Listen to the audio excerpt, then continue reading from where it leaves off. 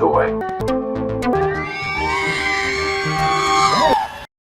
How did you start with swag? I mean, because it is the thing I've always said about you, Narayan, is you go to your house and you've always got swag. We have a party, you've got swag. It feels like, if you go to Narayan's house to see his collection, you will walk away with something to remember that day.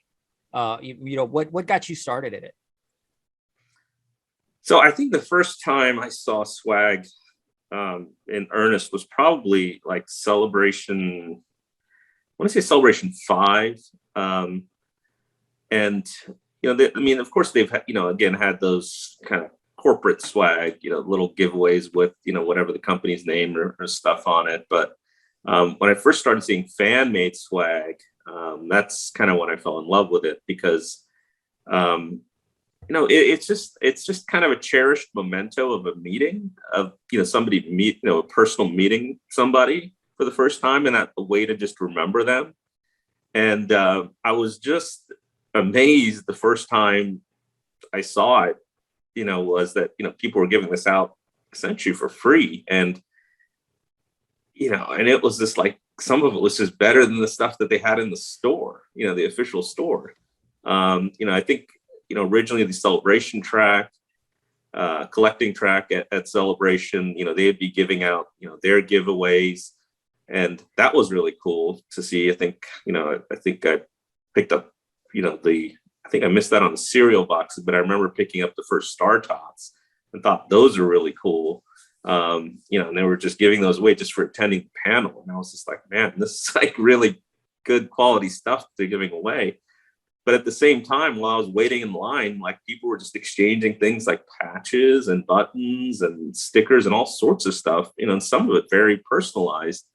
Some of it with like a website name of that person, or, some unique design they made. And a lot of times just handmade stuff, before, you could even make this stuff online. A lot of it was, it had to take a lot of effort to make this. And it was just such a cool thing. And like I said, it was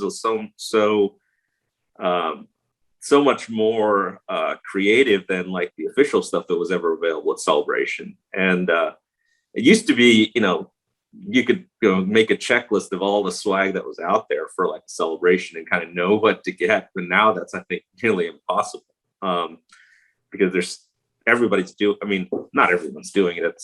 There's 10,000 people, but enough people are doing it that it's impossible to keep track of.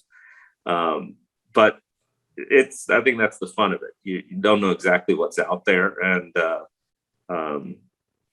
people are just getting more and more creative every year. Yeah. So what is the most creative piece of swag you've ever seen, or your most favorite that, you thought that was creative? Oh, that's a tough question. I really have come to love the swag that's there's two main areas of swag that I've come to really love. And one is like the handmade stuff that just, there's no way to make it, by a company.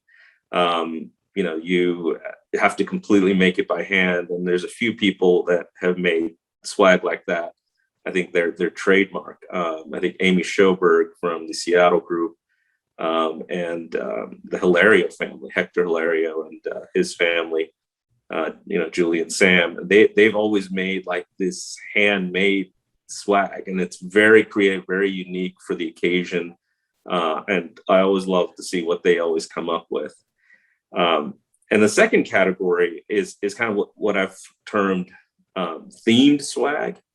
And that's kind of where people make multiple pieces of swag that are kind of related in some way. And I think the first one I remember distinctly, and I remember thinking, oh, I've got to try to get this, was that beer patch set from Celebration Orlando, the Twin Suns Brewery set. I think most of the members from the Indiana group did.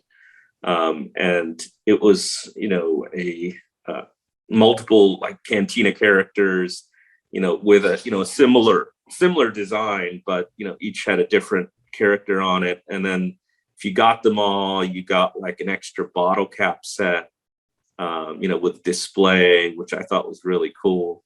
And it turns out the sponsors even got even more related stuff to that, where I think they got like a bottle opener, a little glass, a glass, and even a 6-pack for like beer labels. And I was able to actually pick up some of that sponsor stuff over the years as well. So I just thought that was a great way of doing it. And, previous to that, a lot of people would do kind of like puzzle patches and stuff, which was kind of neat. But, puzzle patches have their limitations. If you aren't able to get one, then it kind of ruins the whole thing. Yeah. And so, having a set, that's both each have a unique patch to it, but also it would look good as a set. That really was something that drew me in. So, and since then, I think I've always tried to go more with themed patch, themed swag sets for stuff that I try to come up with. And when you say handmade stuff, what are the examples of that?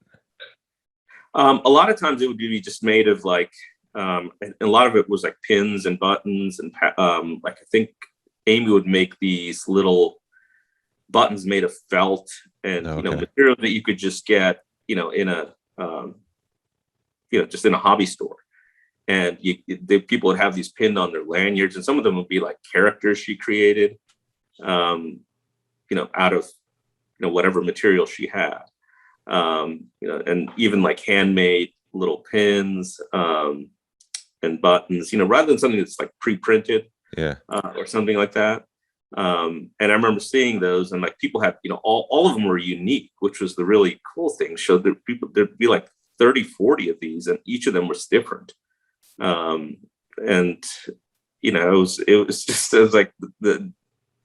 was just staggering to me that to think that somebody put that much effort in, for something they were giving away at Celebration, just as a memento. And like I said, a lot of it was better than the stuff people were paying money for.